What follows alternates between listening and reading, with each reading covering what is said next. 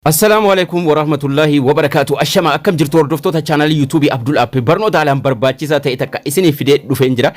Barnoonni kun baay'ee bareedaadha. TikTok irratti guyyaa xiqqoo keessatti fooloon keessan haala kanaan ni fayyadamtu taana fooloon keessan baay'ee guddachuu danda'a. Karaa salphaa ittiin fooloo guddaa argatan baay'ee salphaadha. Steppiin isaa waan kana namoonni baay'een itti fayyadamtanii har'a qabdanis akka isin itti fayyadamtan abdii guddaa isinirraa qaba. Waan baay'ee bareedaadha. Fooloo guyyaa xiqqoo keessatti fooloon keessan guddachuu danda'a. Post this video waan jedhuun waliin ilaalla. Baay'ee salphaadha. Baay'ee follow guddaa isiniif argamsiisa. Obboleeyyan chaanaalii kanaaf haaraa taatan subscribein kun gurraachoftee jirti taanaan subscribe gurraachoftee jirtu kana tuquudhaan akkasuma laayikiin sakandii xiqqoo isinitti fudhata. Laayikii tuquudhaan eegalaa isiniin jecha maali wanni follow guddisu kun TikTok irratti ka jedhu waliin ilaalla. Akkasuma yaada keessanis koomentii jala kaa'uu hin dagatina isiniin jecha gara TikTok deemuudhaan maal akka ta'e waliin ilaalla. Baay'ee salphaadha. Sagan daqiiqaa xiqqoo keessatti kan waliin ilaallu tahaa jechuudha. Karaa ittiin follow TikTok irratti guddifachuu dandeenyu baay'ee salphaadha. Baay'ee bareedaadha. Karaa salphaa ta'een follow keessan guddisuu dandeessu jechuudha. TikTok irratti karaa ittiin follow guddisan kanaan dura akka isin TikTok itti banachuu qabdan akkasuma TikTok irratti maal akka guutuu qabdan viidiyoo adda addaa isiniif dalageen ture. Warri sanan argatin chaanaalii kiyya jala seenuudhaan playlist jala yoo seentan barnoota TikTok jedhee achi jala isiniif jira. Achi jala barnoota argachuu dandeessu isiniin jecha TikTok kanarraa wanni follow guddisu kun maali ka jedhu itti dabarfannaa jechuudha. Maal akka fakkaatu haala kamiin akka itti fayyadamnu jechuudha. Egan namoonni TikTok irratti follow gurguddaa qaban jiru. Garii mootii xiqqaa qabu, garii haaraa banaa jiru. Mallattoolee as jala jiran kana keessaa inni jalqabaa ka viidiyoo keenyaati. Ka viidiyoo nuti gadhiifne. Akkasuma mallattoon lammaffaarra jiru immoo kan nuti private goone yookaan immoo mallattoon qulfiidhaan jiru kun akka namni hin argine kan nuti qollofne yookaan immoo private goone jechuudha. Mallattoo sadaffaarra jiru waliin ilaalla. Mallattoon sadaffaarra jiru kun faayidaa guddaa qaba. Yoo kanaan dura itti fayyadamtanii jirtan ta'e isiniif ba'a. Yoo hin fayyadamne ta'e garuu haala kamiin akka isin baaftanis waliin ilaalla jechuudha. Video you repost are visible to your friend jedha. Videoon ati irra deebitee maxxansite kun hiriyoota kan keetti ni mul'atu jedha. Kana jechuun maalinni video follow guddaa qaba. Follow guddaa qabu kana fayyadamee namoota video gadhiifatan sana maalin godha? Reposting godha. Duties miti. Duty irratti gochuu osoo hin taane reposting kun duty irra faayidaa guddaa qaba jechuudha. Fakkeenyaaf videoon repost godhe kun haala kanaan dhufee ba'ee jira. Kan repost godhe eenyuun Abdul App kan eenyu godhe ka Amaariffaa saniin godhe yeroon godhu maal ta'a? Namni profaayilii nama sanarra tuquudhaan salphaatti chaanaalii isa sana argata jechuudha.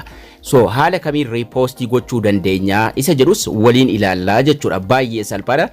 Chaanaalii yookiin immoo TikTok nama sanarra kallattiidhumaan isa geessaa jechuudha. Nuti repostiidhuma qofa goonaaf nama sana.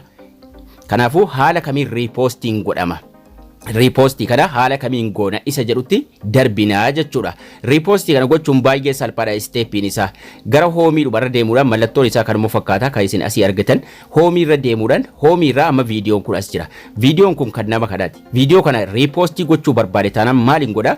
Mallattoon sheerii jala viidiyoo kanaa jira. Mallattoon sheerii as jiru kanarraan yeroo tokko irra tuqa. Yeroo tokkoon tuqaa jechuudha.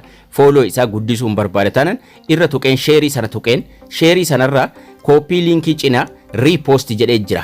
Mallattoon tokko jalqabarra isiniif jira. Copy linkii itti aanee jira repost jedha. Mallattoo akkasiitiin asirra isiniif jira. Xiyya walitti garagalee kana lamman repostiidhuma kana yeroon tuqee kanaan booda viidiyoo nama kana hordoftoonni kiyya namoonni follow na godhanii jiran marti jira.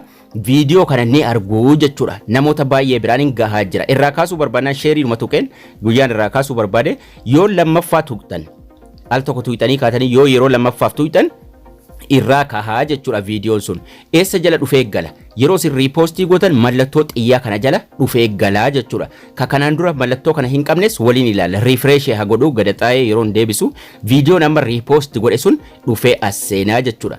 As seenee jira. Bakkuma tokko qofa tuqeen followersiin kiyya namoonni na hordofan marti jara kanaan booda viidiyoo kana TikTok irratti ni argu nama sanaaf follow godhu jechuudha. Akka repost godhes nama sanatti namoota na hordofanitti ni himaa jechuudha. Yeroo viidiyoo sana irra tuqan kan repost godhe sana profaayilii abbaa viidiyoo sanaa baasa malee kan nama repost godhee hin baasu jechuudha. Amma mucayyoo kun as jirti sheeriin tuqa repostii gochuudha jechuudha. Viidiyoo dhuma ishee daawwataa repostii gochuuf sheeriin tuqa sheerii yeroon tuqe repostii jedhee jira repostii kanan tuqaa jechuudha. Kanan booda hordoftoonni kiyya namoonni follow na godhan marti jira viidiyoo ishee ni argu jechuudha. Repostii yeroon tuqe viidiyoo ishee hordoftoonni kiyya marti ni argu jechuudha. Kajarri arganu chaanaaliidhuma ishii irraayi malee kiyyarraayi miti jechuudha. Akka sheerii gochuu jechuudha. Kanaafuu yeroo lammaffaa gootan irraa kaafattu. Kanaafuu yeroo dhuma tokko qofa walii gootuu jechuudha. Repostii kana sheerii tuquudhumaan sheerii tuyxanii repost isii jettu kana tuyxuu jechuudha. Yeroo tokko qofa irra tuyxuu sanaan booda hordoftoonni keessan marti TikTokii nama sana ni argaa jechuudha. Sheerii tuyxuu sheerii tuquudhaan repostii gootuu jechuudha. Yeroo chaanaalichi haaraa ta'uu haala kamiin ba'a yeroo dhuftanii mallattoo kana jala galtanii refresh gootan viidiyoon isin repost gootan marti isaa dhufee as jalatti ba'a. Hordoftoonni keessan kan nama isin repost gootanii erga deebitanii maxxansitanii fiisan guutuu isaanii argaa jechuudha. TikTokii numara seenna TikTokii irra seennee hoomii jala dhufnee profaayilii jala mallattoo sadaffaarra jiru kana jechuudha. Mallattoo sadaffaarra as jiru kana. Okay, yoo mallattoo kana hin qabaanne jalqaba haala kamiin repost gootu mallattoo sana hin qabu amma mallattoo 4 qofa qaba TikTokiin kiyya kun jechuudha. Mallattoo san fidee asitti ida'uuf maaliin godha kanuma nama kanaarra tuqeen viidiyoo isaa jechuudha sheerii tuqa. Sheerii tuqeen repost isii jettu tuqaa jechuudha. Sheeriin tuqa sanaan booda repostiin jalqabarra jira repost isii jettu kanan tuqaaf jechuudha. Yeroon tuqu haala kanaan baasa. Repost this video. By reposting you can introduce video you find interesting to other people. Kana jechuun egaa yeroo repostii nama sanaa goonu viidiyoo nuti repost goone hordoftoonni keenya marti ni argu follow godhu jechuudha. Kanaafuu viidiyoo TikTok irratti argitan wal gargaaruudhaan repostii nama sanaa gootu jechuudha. Erga repostii tuyxanii kaatanii repostii jedhee jala sana ammallee diimaadhaan dhufee jira.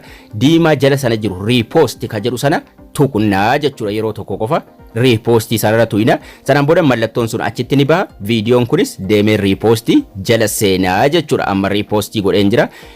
Deemee mallattoon sun eessatti baha? Profaayilii kiyya jalatti baha. Hordoftoonni hangin qabu guutuun jira. Viidiyoon an repost godheef nama sana gargaaruudhaan godhe sana ni argaa jechuudha. Salphaadhumatti haala kanaan repostii san mallattoo san finnee asitti baafnaa jechuudha. Yeroo irraa kaasuu barbaannes yoo irraa cufuu barbaanne jechuudha. Mallattoodhuma sana jala galla irra galuudhaan viidiyoo tokkorra tuyne viidiyoo irraa baasuu barbaanne sana sheeriidhuma tuyne remove repostii goona. Ka duraan repostii ture remove repostii goonaa jechuudha. Steepiin isaa baay'ee salphaadha. TikTokii irratti haala kanaan yoo wal gargaartan kanaan booda follow kadhachuun sun ni hafaa jechuudha. Itti fayyadamaa isiniin jecha barnoonni keenyas kana fakkaata. Like share hiriyoota keessaniif gochuu hin dagatinaa isiniin jecha haga barnoota kutaa itti aanu walitti deebinutti turtii gaarii nagayaan tura.